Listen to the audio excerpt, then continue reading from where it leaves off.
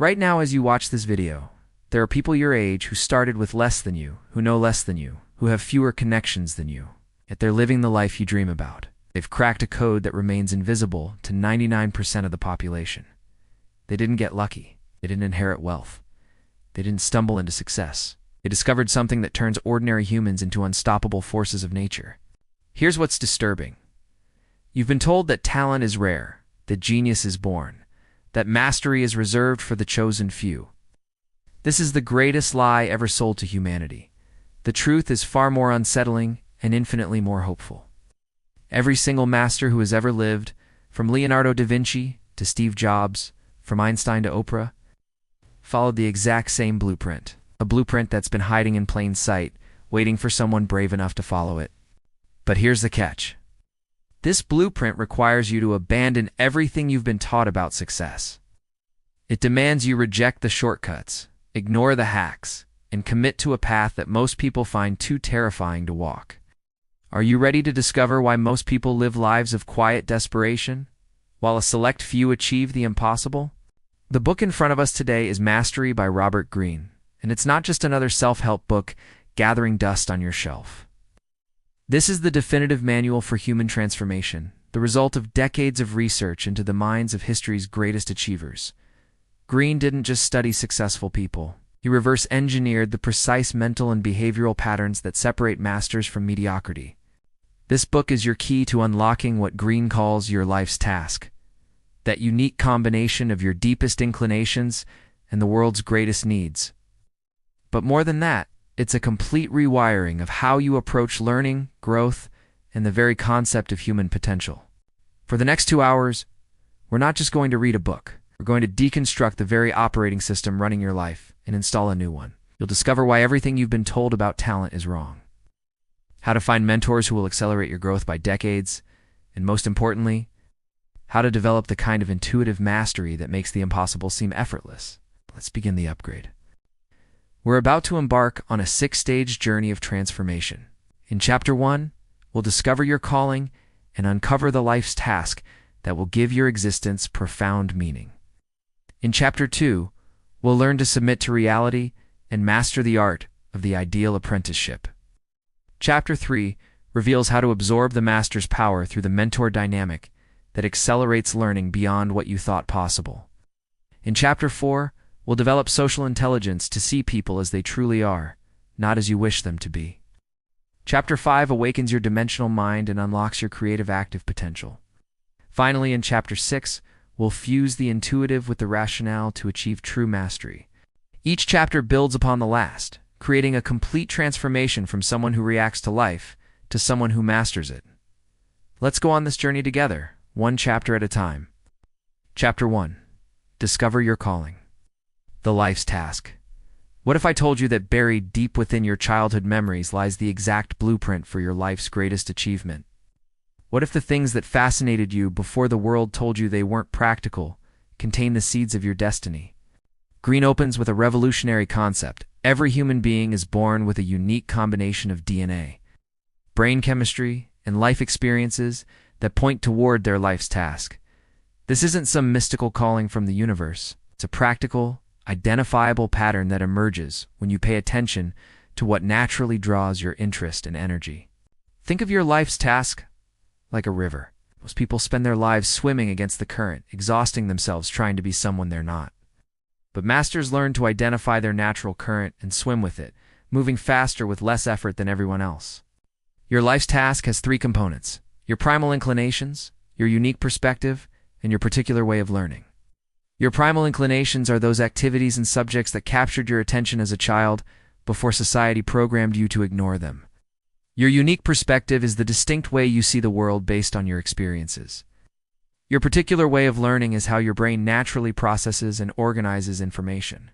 The tragedy is that most people abandon their life's task the moment it conflicts with societal expectations.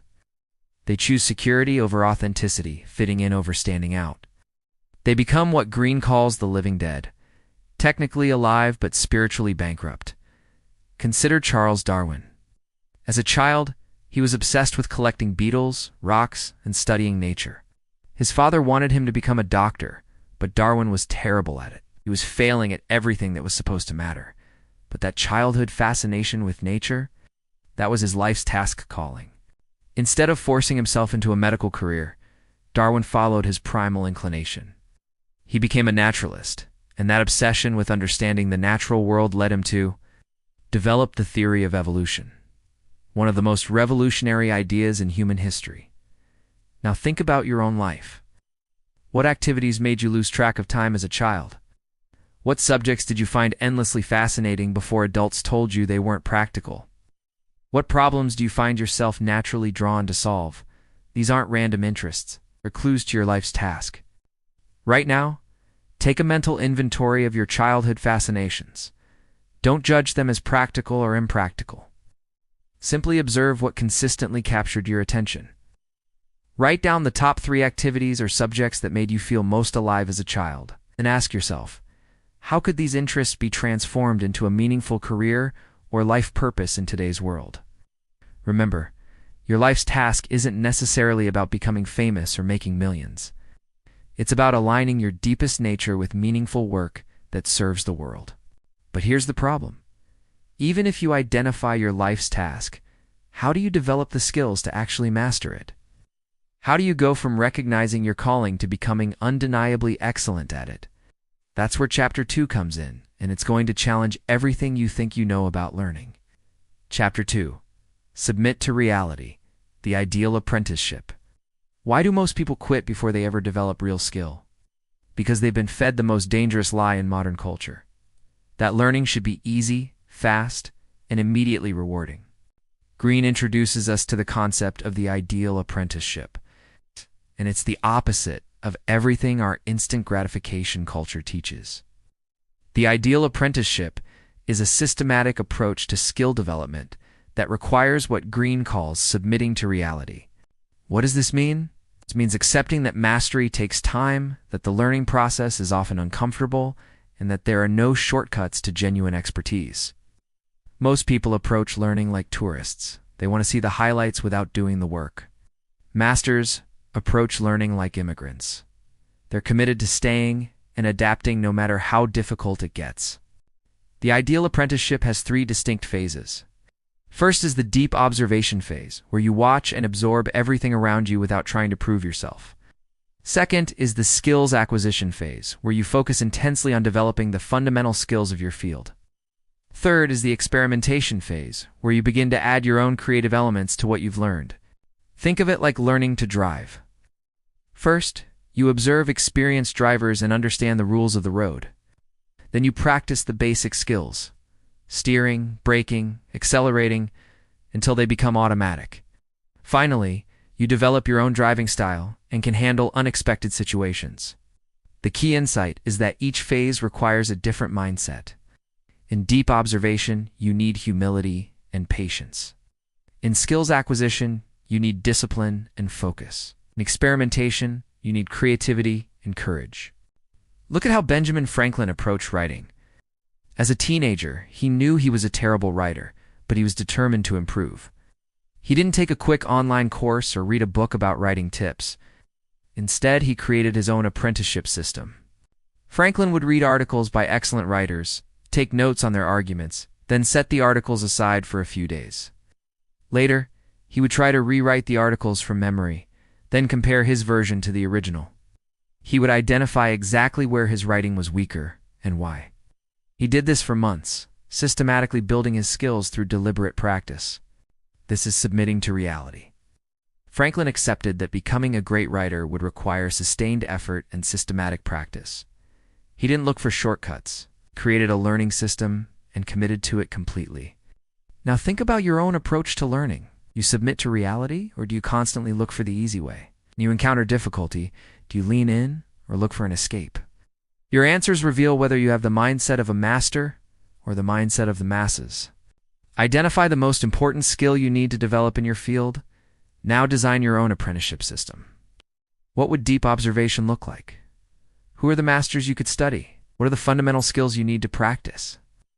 How could you create your own version of Franklin's writing exercises? The key is to make the learning process systematic and measurable. Don't just practice randomly. Create a structure that allows you to see your progress and identify specific areas for improvement. But here's what most people miss. You can accelerate your apprenticeship by decades if you learn to leverage the right relationships. The difference between struggling alone and flying with a mentor is the difference between walking and taking a rocket ship. Chapter 3 reveals how to find and work with mentors in a way that most people never discover. Chapter 3. Absorb the master's power, the mentor dynamic. What if you could download decades of experience directly into your brain? What if you could learn from someone's mistakes without having to make them yourself? Greene reveals that throughout history, every great master had mentors who accelerated their development. But the mentor-student relationship isn't what most people think it is. It's not about finding someone to give you easy answers or hold your hand.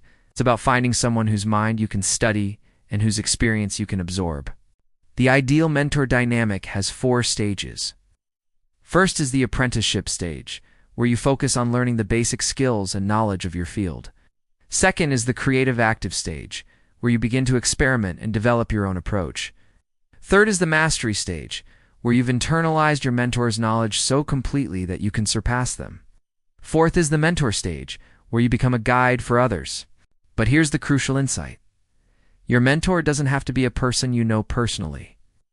Your mentor can be someone you study from a distance, someone whose work you analyze obsessively, someone whose thinking patterns you reverse engineer. The key is to approach mentorship with what Greene calls aggressive apprenticeship.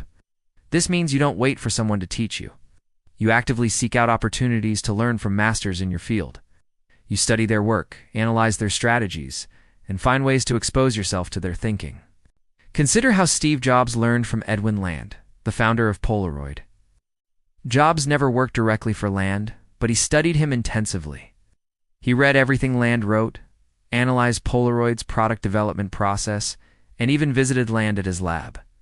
Jobs absorbed Land's philosophy of creating products that were both technologically advanced and emotionally compelling. He learned Land's approach to innovation, which combined scientific rigor with artistic vision. This mentorship from a distance helped Jobs develop the design philosophy that would later revolutionize multiple industries. Or look at how Oprah Winfrey learned from Barbara Walters. Winfrey studied Walters' interviewing techniques, her ability to create intimacy with guests, and her skill at asking questions that revealed deeper truths. Winfrey then adapted these techniques to her own personality and style, creating something entirely new in television. The lesson is that mentorship isn't about copying someone else's path. It's about understanding their thinking process and adapting it to your own unique circumstances and personality. Identify 3 people in your field who have achieved the kind of mastery you aspire to. They can be historical figures, contemporary leaders, or even people in your local community. Now become an aggressive apprentice to their knowledge. Read everything they've written, watch every interview they've given, study their work patterns, and analyze their strategic decisions. Create what Greene calls a mental model of how they think and operate. What principles guide their decisions? How do they approach problems? What makes their work distinctive? The goal is to absorb their mental framework, not to imitate their specific actions. But here's where most people get stuck. They learn from their mentors in isolation, forgetting that mastery always happens within a social context. The ability to understand and influence other people isn't a soft skill. It's the foundation of every great achievement. Chapter 4 reveals the social intelligence that separates true masters from talented individuals who never reach their potential. Chapter 4. See people as they are. Social intelligence. Why do brilliant people often fail while average people succeed beyond all expectations? Because intelligence without social awareness is like having a Ferrari with no steering wheel. Greene introduces social intelligence as the ability to see people as they truly are. It's not as you want them to be or as they present themselves. This isn't about manipulation or playing games. It's about developing the emotional and social awareness that allows you to work effectively with others and navigate complex human dynamics. Most people are trapped in what Greene calls naive perspective. They assume others think and feel the same way they do. They project their own motivations and values onto everyone else. This leads to constant misunderstandings, conflicts, and missed opportunities. Social intelligence has four components. First is the ability to read people's true emotions and motivations behind their words and actions. Second is understanding the social dynamics and power structures in any group or organization. Third is the skill of adapting your communication style to connect with different personality types. Fourth is the wisdom to know when to advance your interests and when to step back. The key insight is that developing social intelligence requires the same systematic approach as developing any other skill. You need to observe human behavior carefully, practice reading social situations, and continuously refine your understanding of how people actually operate versus how they say they operate. Think of social intelligence like developing extravision for human nature. While others see only the surface, you learn to perceive the deeper currents that actually drive people's behavior. Look at how Franklin D. Roosevelt developed his social intelligence. Early in his political career, Roosevelt was seen as privileged and out of touch. But when polio left him partially paralyzed, he was forced to depend on others in ways he never had before. This experience taught Roosevelt to observe people more carefully, to understand their fears and desires, and to communicate in ways that made them feel understood. He learned to project warmth and confidence even when he was struggling physically. These social skills, developed through necessity, became the foundation of his extraordinary political success. Roosevelt could read a room, understand what different people needed to hear, and adjust his approach accordingly. He'd work with people who disagreed with him because he understood their underlying motivations. This social intelligence allowed him to build the coalitions necessary to lead America through the Great Depression and World War II. Now consider your own social awareness. Do you really see people as they are, or do you see them through the filter of your own assumptions? When someone disagrees with you, do you try to understand their perspective, or do you immediately assume they're wrong? Do you adapt your communication style to different people, or do you expect everyone to understand you the way you want to be understood? For the next week, become a student of human behavior. In every interaction, try to identify what the other person really wants, not just what they're saying they want. Pay attention to their body language, their tone of voice, and the emotions behind their words. Practice what Greene calls empathetic accuracy, the ability to accurately perceive what others are thinking and feeling. Start with low-stakes situations where you can observe without pressure. Watch how different people respond to the same situation. Notice patterns in human behavior that you've never seen before. Social intelligence gives you the ability to work effectively with others. But true mastery requires something deeper, the ability to think in ways that no one else can think, to see connections that others miss, to create solutions that seem to come from nowhere. Chapter 5 reveals how masters develop what Greene calls the dimensional mind, the creative consciousness that transforms industries and changes the world. Chapter 5. Awaken the dimensional mind. The creative active. What's the difference between someone who follows instructions brilliantly and someone who rewrites the rules entirely? The difference between a skilled worker and a creative force that reshapes reality itself? Greene introduces the concept of the dimensional mind, the creative consciousness that allows masters to transcend conventional thinking and create something entirely new. This isn't about artistic creativity, though it includes that. It's about developing the mental flexibility to see problems from multiple angles and synthesize solutions that no one else could imagine. Most people think in what Greene calls conventional patterns. They approach problems using the standard methods they've been taught. They operate within existing frameworks and follow established rules. This keeps them trapped in predictable outcomes. Masters develop what Greene calls dimensional thinking. They can hold multiple perspectives simultaneously, see connections between seemingly unrelated fields, and combine existing elements in ways that create something revolutionary. The dimensional mind has three characteristics. First is the ability to see the whole picture while also focusing on specific details. Second is the capacity to think both logically and intuitively, using different types of intelligence as the situation requires. Third is the skill of moving freely between different fields of knowledge, finding insights in unexpected places. Developing dimensional thinking requires what Greene calls creative active practice. This means actively seeking out challenges that force you to think in new ways, exposing yourself to different fields and perspectives, and constantly pushing beyond your comfort zone. Think of dimensional thinking like being a jazz musician. You need to master the fundamentals of music theory, but then you need to learn to improvise, to respond creatively to unexpected changes, and to blend different musical traditions into something uniquely your own. Consider how Yoki Matsuoka developed her dimensional mind. As a teenager, she was obsessed with tennis and dreamed of becoming a professional player.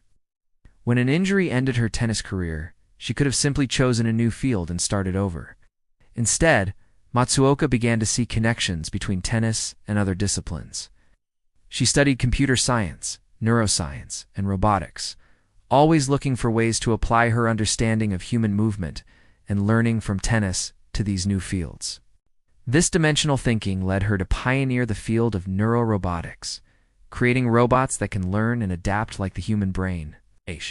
She took her deep understanding of how athletes develop motor skills and applied it to artificial intelligence, creating something that didn't exist before. Or look at how Elon Musk applies dimensional thinking to his ventures. Instead of thinking like a car manufacturer, aerospace engineer, or energy company executive, Musk thinks across all these fields simultaneously. He sees connections between electric vehicles, space exploration, and sustainable energy that others miss because they're trapped in conventional industry thinking. Choose a problem you're currently facing, either in your work or personal life. Now approach it from 3 completely different perspectives. First, how would someone from a completely different field solve this problem? Second, what would the solution look like if you remove the constraints you assume are fixed? Third, how could you combine elements from different areas of your life or knowledge to create an unexpected solution? The goal is to train your mind to move fluidly between different types of thinking. Don't worry about finding the perfect solution immediately. Focus on developing the mental flexibility to see problems from multiple angles. But here's the ultimate paradox of mastery. The highest level of achievement comes not from more thinking, but from a kind of thinking that transcends thinking itself. Chapter 6 reveals how masters develop an intuitive intelligence that operates faster than conscious thought, allowing them to perform at levels that seem almost supernatural. Chapter 6. Fuse the intuitive with the rationale. Mastery. What if everything you've learned about logic and intuition is backwards? What if the highest form of intelligence isn't choosing between rational analysis and intuitive insight, but fusing them into something more powerful than either could be alone? Greene's final chapter reveals the ultimate secret of mastery, the ability to fuse rationale, thinking with intuitive intelligence. This creates what he calls the masterly mind, a form of consciousness that can process complex information instantly and respond with solutions that seem to emerge from nowhere. Most people think rationality and intuition are opposites. They believe you either think logically or you trust your gut, but you can't do both. Masters discover that this is completely wrong.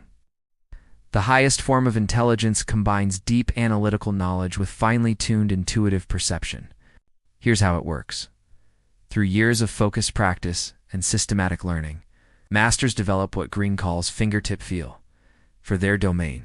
They've processed so much information and gained so much experience that they can sense patterns and possibilities before they can consciously articulate them.